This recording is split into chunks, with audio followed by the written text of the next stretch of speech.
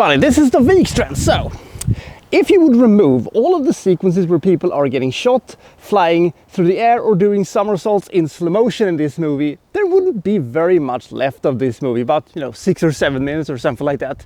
Well, maybe I'm being a little bit unfair towards it, but Jesus Christ, how much do they have of that thing in this movie? Escape from the Bronx is just a very, very cheap knockoff of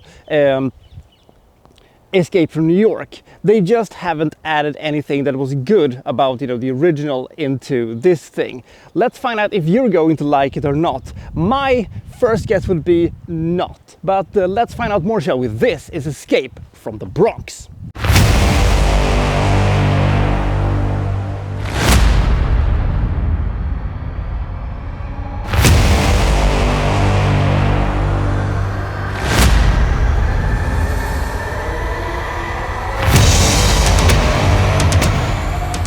Because of some disease-related reason, the people in the Bronx has to be relocated to New Mexico, and we have these, silver-cladded guys who looks like, a ramshackled version of the Outbreak with huge domes on their head is, responsible for doing the relocation things. But some people doesn't want to leave the Bronx for some reason.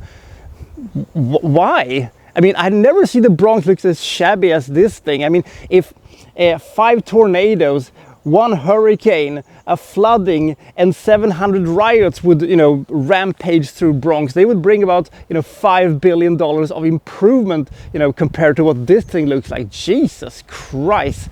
So anyway, for some reason, people want to, stay here for whatever reason, and they are fighting back. Thrasher is one of the people who is fighting back alongside this ragtag of people against the evil corporation and whatever reason they may have for wanting to relocate these people. So why is this movie called Escape from the Bronx? Doesn't they want to stay in the Bronx? Remain in the Bronx would have been a better title, but we're getting sidetracked.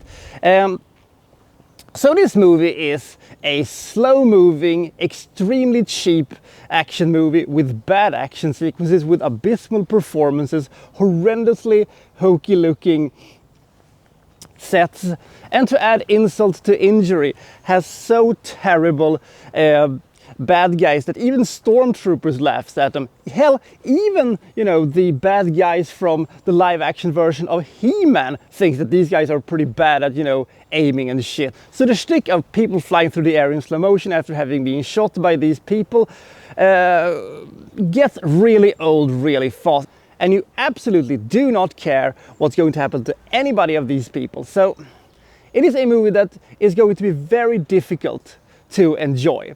And the whole thing ends in a confusing way, which made me go, what though?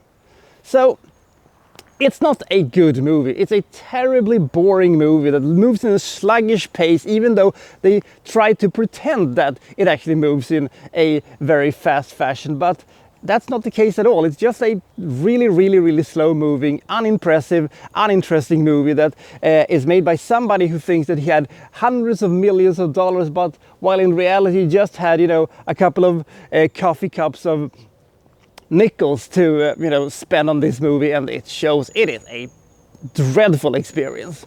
Escape from the Bronx is an abysmal movie that has almost zero redeeming qualities to itself. It does have a couple of interesting small little bits here and there that mostly has to do with the story, but for the most part this is a horrible experience. It's an abysmal action movie.